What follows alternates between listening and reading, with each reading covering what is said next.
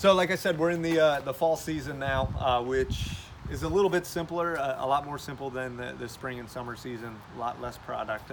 So our big things are obviously mums and pumpkins. For us in particular, the unique gourds, the multicolored, the Jardel, not the Jardel, the Jardel blue in particular.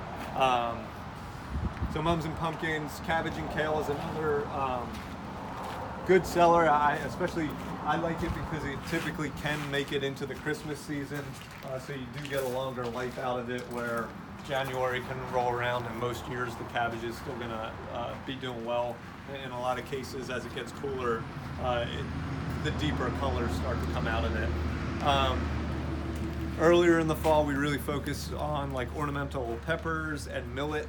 Millet's a really cool grain crop. From an aesthetic point of view, very similar to corn,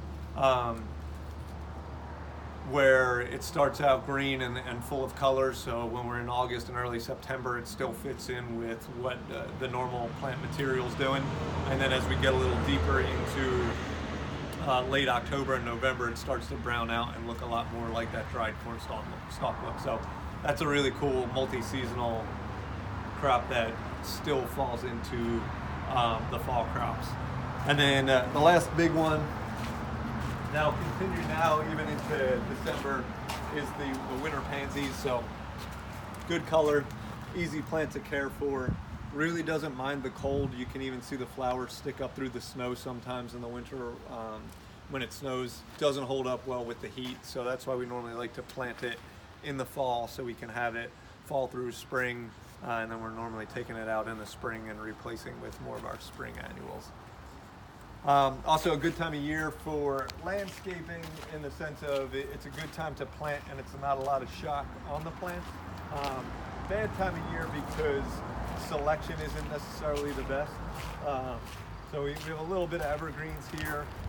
It's hard to get a feel for what a lot of this other plant material is going to look like in the spring, when it does look a little bit better, but it's a good time of year to get outside, where you're not sweating too bad putting the plants in the ground, and the plants are a little bit happier going in the ground this time of year too.